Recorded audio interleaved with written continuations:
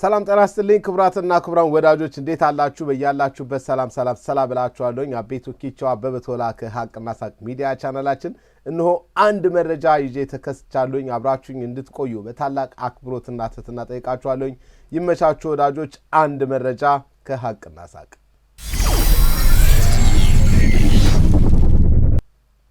ወዳጆች መረጃው እንግዲህ እንደምታውቁት ሁላችሁም እንደሰማችሁት በአስቸኳይ ጊዜ አዋጁ በተለይ የጦር ግንባር መረጃዎች ከአንድ ቦታ ብቻ ነው መውጣት ያለባቸው ተብሏል ይሄንን ገባካችሁ አክብሩልኝ ሀገር የምትወዱ ከሆነ ይሄንን ህግ አክብሩልኝ ብሏል መንግስት እኛም ደግሞ በብትኩ እባካችሁ እንደዚህ ካላችሁ ቶሎ መረጃዎችን ስጡን ብለን ማለታችን ይታወቃል ደጋግመን የምንለውም ነገር ይሄንን ነው መንግስት ቶሎ የመረጃ ፍሰቱን የሚያደርግ ከሆነ ቶሎ መረጃዎችን የሚሰጠን ከሆነ እውነቱን ለመናገር በጣም በርካቶች ከዚህ ይሄ መረጃ ከእንትና ምንጭ ያገኘው ከእንትና ሶርስ ያገኘው የውስጥ አዋቂ ነገረኝ በሚል የተለያዩ የውዥንብር መረጃዎችን ለማምጣት የሚቻልበት እድል ሰፊ ስለሆነ የመንግስት አካላት የሚመለከታቸው አካላት ቶሎ መረጃዎች እንዲሰጡን ጠያቂ አቅርበናል ወይም ደግሞ ማሳሰቢያ ልመናም አድርገናል እንደምታውቁት ከዚሁ ጋር በተያያዘ ነው እንግዲህ ዛሬ ጠቅላይ ሚኒስትር ዶክተር አብይ አህመድ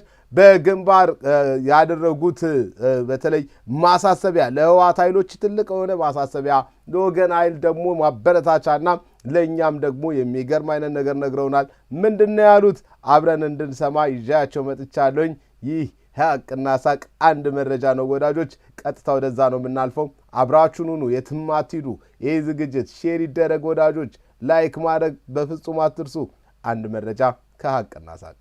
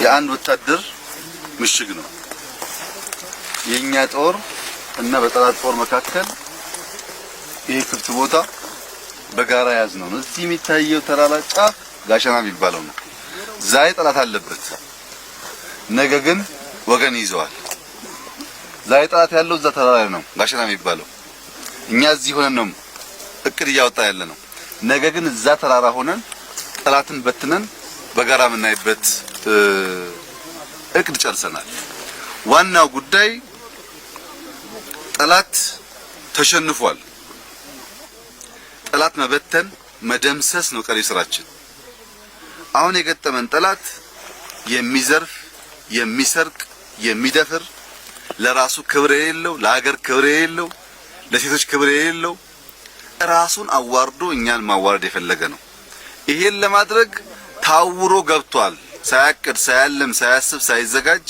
በታወረ መንገድ በውር ድንብር ገብቷል በውር ድንብር ግን አይወጣም በምስራቅ ያሳከነውን አመርቂ ድል በጋሸና እንደግማለን በጋሸና ደገምን ማለት በውር ድንብር የገባው ጠላት ቶክሱ እንዳይወጣ ዩኒት እንዳይወጣ የዘረፈው እንዳይወጣ በትነን ምንደመስበትን እድል በከፍተኛ ደረጃ ስለሚያመጣ በዚህ በጋሸና የምናደርገው የማጥቃት ስራ በጣም ወሳኝና ጠላት 2-3 ጊዜ ሳያስብ የወሰነው ውሳኔ ያመጣበትን ኪሳራ አስተማማኝው ትምህርት የሚያገኝበት ነው ይሄን ለማድረግ እቅድ ጨርሰናል ሰራዊታችን ዝግጁ ነው አመራሮቻችን ዝግጁ ናቸው መቼና እንዴት እንደሚጀምር ከወሰን በኋላ ጋሸና ላይ ደግሞ ተመልሰን የምንገናኝበት ጊዜ ቅርብ ነው ለጠላት ያለኝ መልእክት ገብተው መልካም ድሩን የማያውቁ ጦርነቱን የማያውቁ ሰዎች በውር ድንብር እያስፈጁት የትግራይ ወጣት እንደ ቅጠል እየረገፈ ነው።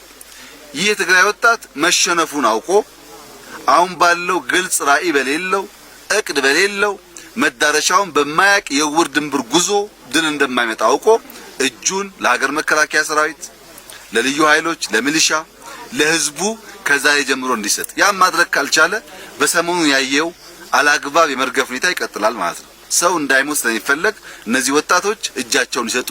ጦርነቱ እንዳለቀ የዘረፋ ተግባር ባጭር እንደሚቀጭ ተገንዝበው እጃቸውን ይሰጡ።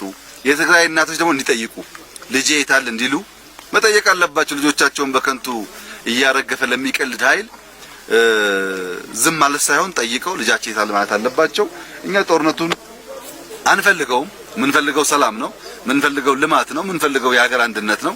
ሀገር አፈርሳለሁ፣ እዘርፋለሁ፣ አዋርዳለሁ ብሎ በውር ድንብር የገባውን ጠላት ደግሞ እንበትናለን፣ እንደመስሳለን፣ እናፈርሳለን። የሀገራችንን ክብር እናስጠብቃለን። ለዚህ ከፈል ማንኛውም መስዋዕትነት መክፈል ዝግጁ ነን። ሰራዊቱ ያለበት ሞራል ያለበት ዝግጁነት አመርቂ ስለሆነ ባጠረ ጊዜ ውስጥ ይሄንን ግንባር ጨርሰን ወደ ሌሎች ግንባር የምንዞር ይሆናል። እንግዲህ ወታደሩ እዚህ ውስጥ ተኝቶ ሀገሩን ክብር እያስከበረ ያለው እያንዳንዱ ዜጋ ደግሞ ይሄን ተገንዝቦ የሚበተነውን ጦር ሰብስቦ ትጥቅ አስፈትቶ ድል እንዲያፋጥን ህዝባችን አሁን ደጀን እንዲሆን አደራ ማለት ፈልጋለሁ። ክቡራትና ክቡራን ወዳጆች በተለይ እንግዲህ ጠቅላይ ሚኒስትሩ ከደጀንነት ጋር በተያያዘ ሲናገሩ የሰማችሁትን ነገር ማስታወሻ ያዙልኝ። በተለይ እንግዲህ ትላንትናም ሲናገር እንደነበረ ታስታውሳላችሁ። 100 ኩንታል በሶ ለመከላከያ ሰራዊት የሚል እንቅስቃሴ አለ። ይህንን እንቅስቃሴ የጀመሩት ጋዜጠኞች ነበሩ። ወደ 5 የሚጠጉ ሴት ጋዜጠኞች ነበሩ። ነገር ግን ብዙዎች ተቀላቅለዋቸዋል። እንቅስቃሴው በጣም አስፈላጊ ነው ለመከላከያ ሰራዊታችን። በሶ ደግሞ በጣም አስፈላጊ ነገር ነው ወዳጆች እና በሶ የማዘጋጀት ነገር እና የማዋጣት ነገር ሁላችንም እንድንሰራ አደራ ብዬ መጠየቄ ይታወሳል። እንግዲህ ደጀንነት የሚባለው አንዱም ይሄ ነውና በዚህ ደጀንነት ሁላችንም ኃላፊነታችንን እንድንወጣ እኔ መጠይቃለሁኝ። የባንክ አካውንታቸውን አስቀምጥላችኋለሁ። በተቻላችሁ አቅም የምትልኩ ወዳጆች ሪሲታችሁ ለኔ ብልኩልኝና ምን ያህል እንደደረስን ማወቅ ስለምፈልግ ብልኩልኝ ደስ ይለኛል። የባንክ ዲቴሉን ኮሜንት ላይ አስቀምጠውና ፒን አደርገዋለሁኝ። ከዛ በመነሳት እባካችሁን ደጀንነታችሁን አሳዩ። ሀቅና ሳቅ እኛም የምንልከውን እኔም አሳያችኋለሁኝ በቀጣዮቹ ቀናቶች። እኛ 100 ኪሎ በሶ እኔ ግሌ ሀቅና ሳቅ እንደሚችል ተናግሬ ያለውኝ። እናንተም ምን ያህል እንደምትችሉ ንገሩኝ። ትላንትና በጣም በርካታ ኮሜንቶችን አይቻለሁኝ። እኔ 50 እችላለሁ፣ እኔ 10 እችላለሁ፣ እኔ 20 እችላለሁ፣ እኔ 100 እችላለሁ ያላችሁ ብዙ ወዳጆች አላችሁ። እባካችሁን ያንን እንግዲህ አደራ እላችኋለሁኝ። ደጀንነት ማለት ይሄ ነው። ከዚሁ ጋር በተያያዘ በዚህ አጋጣሚ አርቲስቶቻችን ወደ ግንባር በመሄድ የማበረታታት ስራ እየሰሩ እንደሆነ እያየን ነው። ይሄ አርቲስት ቤቢ ነው። ባለፈው የግሩምንም ቪዲዮ እንደዚሁ አይቼ ነበረ። አርቲስት ግሩም አንዳንድ ሰዎች ይሄ ነገር እንደ ቀላል ያዩት ሰዎች አሉ፣ ግን ቀላል ነገር አይደለም። እነዚህ አርቲስቶች ልክ በእኛ ዘንድ ተደናቂነት እንዳላቸው ሁሉ በመከላከያ ሰራዊቱም ዘንድ ተደናቂነት ያላቸው ሰዎች ናቸው። እውቅና ያላቸው ሰዎች ናቸው። ተጽዕኖ ፈጣሪ የሚባሉ ሰዎች ናቸው። ስለዚህ እነዚህ ሰዎች ሄደው የመከላከያ ሰራዊቱን አይዟችሁ፣ ከጎናችሁ ነን፣ አይዟችሁ፣ በርቱልን ማለት ብቻውን እንኳን ቀላል ዋጋና ግምት የሚሰጠው ነገር አይደለምና ልናበረታታቸው ይገባል። ደጀንነት የሚባለው አንዱም ይሄ ነው ማለት ነው ወዳጆች። ቀጣው ጠቅላይ ሚኒስትር ዶክተር አብይ አህመድ ያሉት ነገር ምንድነው? በግንባር የተናገሩት ነገር ያወሩት ነገር ምን አሉ የሚለውን አብረን የምናይ ይሆናል። አርቲስቶቻችንን አመሰግናለሁ። የሌሎቻችንን አጋርነታችንን አጠናክረን እንድንቀጥል አደራ ላለሁ።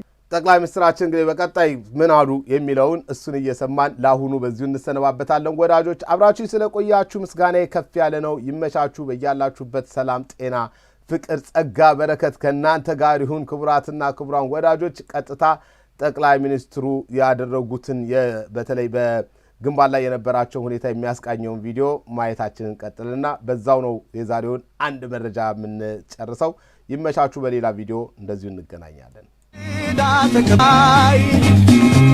የናገራችንን ክፉ የሚያስባትን ድል ከፊታችን ነው። ለጠላት ውርደት ለወገን ድል ይሆናል። ከድል በኋላ እንገናኛለን። አመሰግናለሁ። ሰላም ናችሁ? ሰላም። እዚህ ቆሚ በጣም ከፍተኛ ክብር ይሰማኛል። ያው እናንተ ጀግኖች ናችሁ። ግን ጀግና መሆናችሁን አታውቁት። ሀገር ያለችው በእናንተ ነው። በዚህ ብርድ በዚህ መከራ እዚህ ተኝታችሁ ኢትዮጵያን ያስቀጥላችሁ ነው። ጠላት ተሸንፏል። ምስራቅ እዝ በአንድ ቀን እቅድ በአንድ ቀን ተኩል ውጊያ እንግዲህ ታውቁት ከሆነ አላቅም። ያንን በረሃ በጣም የገነት ነው። ከዛ ያንን በረሃ የማይታሰብ ድል ያገኘናል። አሁን በዚህ ግንባር እንደግመዋለን። ያንን ድል እንደግመው ከፍተኛ የሰው ኃይል ጉዳት ቀንሰን ቴክኖሎጂ ተጠቅመን ቶክስ ተጠቅመን ጠላት አዛብተን ነው የምንሰራው።